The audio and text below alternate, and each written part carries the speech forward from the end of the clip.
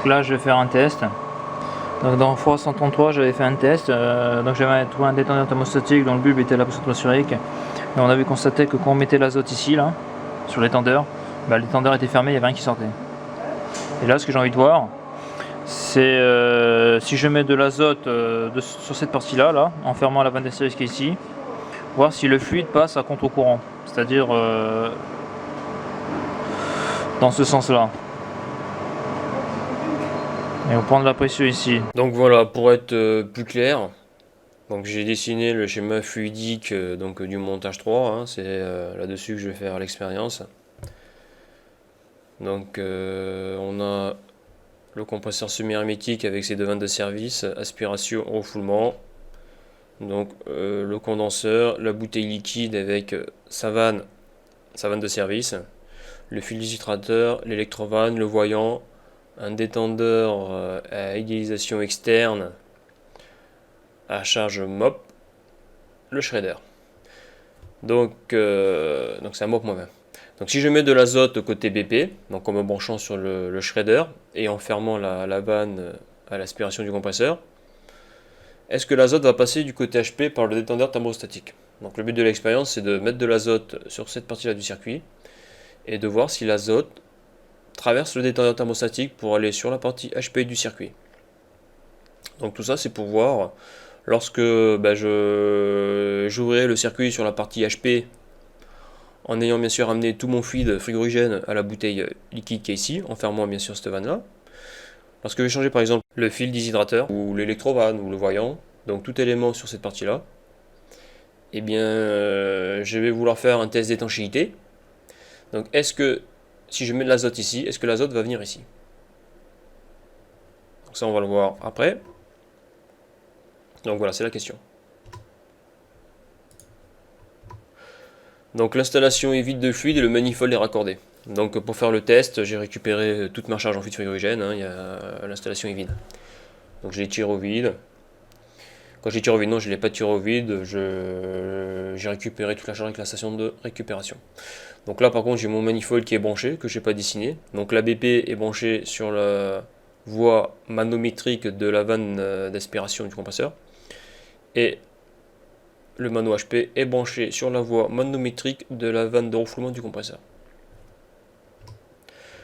Donc je mets l'aimant sur l'électrovanne de la ligne liquide. Donc bien sûr, je mets l'aimant pour que la vanne soit ouverte, parce qu'au repos elle est fermée. Je mets en siège avant la vanne de service d'aspiration du compresseur semi-hermétique. Donc là, la vanne d'aspiration ici, donc je la mets en siège avant. Pourquoi?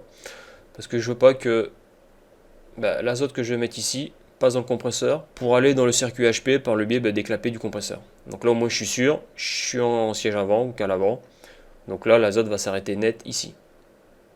Donc le seul moyen pour l'azote de passer sur le circuit HP, c'est de passer par le détendeur. Donc je branche la bouteille d'azote sur le shredder en sortie d'évaporateur et je mets 10 bars. Donc là en sortie évapo, comme on peut le voir sur les vidéos, hein, sur le montage 3 et même sur le blog, hein, j'ai un shredder en sortie évapo, une prise shredder. Donc là je branche ma bouteille d'azote. Donc sur la bouteille d'azote j'ai un mano détendeur. Donc c'est pour ça que je sais que je suis à 10 bars. Donc je l'arrive sur 10 bars. Donc ça veut dire quoi? Ça veut dire que ici et ici j'ai 10 bars d'azote.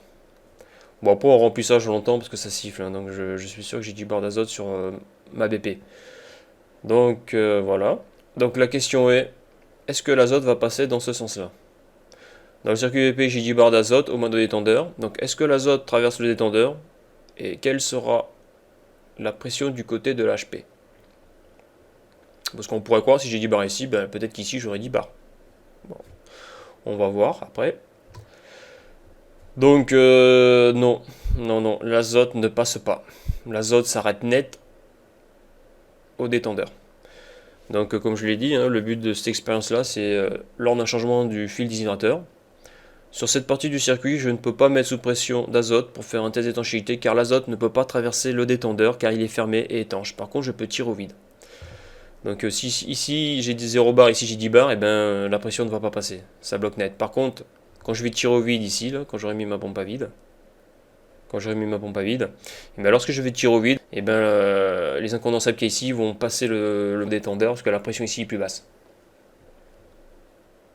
Donc quand je serai ici à 3 millibars absolus ou 2 millibars absolus, et ben je serai ici aussi à 2 millibars absolus. Donc ben, le seul moyen de mettre l'azote sur cette partie-là du circuit, lorsqu'on a tout ramené, lorsque l'on a ramené le fluide en bouteille, parce que ici là, on est sous pression, puis il y a toute la charge. Donc ça c'est tout ça c'est le groupe de condensation hein, jusqu'à ici. Là.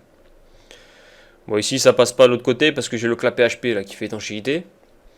Ben, le seul moyen c'est de mettre un shredder ici, un T et un shredder. Et si on n'a pas de T, donc pas de shredder sur cette partie là, ben, la seule solution c'est lorsque le déshydrateur est posé, donc on a resserré les dudgeons, c'est de tirer au vide l'installation. Tirer au vide l'installation, donc soit le vide tient ou il ne tient pas. Le problème c'est que c'est une microfuite, il va falloir attendre plusieurs heures avant de voir le vide remonter. Et encore c'est pas dit qu'il remonte. Donc la seule solution c'est qu'une fois le tirage au vide est fini, et bien, il faut ouvrir ici la vanne pour libérer le fluide. Libérer le fluide, donc on peut ouvrir la vanne jusqu'à temps que la pression remonte, bon, suivant la relation pression-température du milieu, hein, et après faire une recherche de fuite au détecteur. Donc s'il n'y a pas de fuite, eh bien, on continue la procédure habituelle, on peut mettre en marche la machine. Donc bien sûr avant de mettre en marche, il faut ouvrir complètement la vanne de service de la bouteille liquide et enlever l'aimant et mettre la bobine de l'électrovanne. Par contre, s'il y a une fuite, eh bien, il faut donc toujours laisser l'aimant. Mettre en cale avant ou siège avant la vanne de service de la bouteille et forcer le contacteur moteur du compresseur pour ramener tout le fluide qu'il y aurait ici dans la bouteille. Et resserrer les dudgeons. Pourquoi? Parce que si le dudgeon est fragilisé ou au resserrage, le dudgeon peut casser. Donc par sécurité, on resserre toujours les dudgeons sans fluide, sans gaz, surtout sur des petits diamètres. Pourquoi? Parce que en resserrant les dudgeons, si le dudgeon est fragilisé, on peut casser le dudgeon. Donc si la ligne liquide est chargée, eh bien, si le dudgeon casse, eh bien, le fluide est libéré et on peut le prendre dans la tronche. Par sécurité, on resserre toujours les dudgeons hors pression. Car en plus de prendre le fluide dans la tronche, on pollue. Donc voilà, maintenant je vais faire l'expérience sur ma machine, dans la suite de la vidéo. Ok. Donc là je suis bien en cale avant. Là je suis bien en cale avant, je suis fermé, il n'y a plus qu'à mettre l'azote.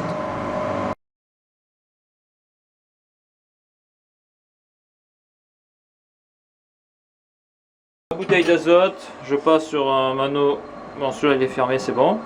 Donc sur un mano j'ai trouvé et je vais sur mon shredder. Voilà, donc l'expérience consiste à mettre de l'azote Côté BP. Voilà. Voilà, et maintenant je vais regarder sur mon petit mano si ça passe ou pas.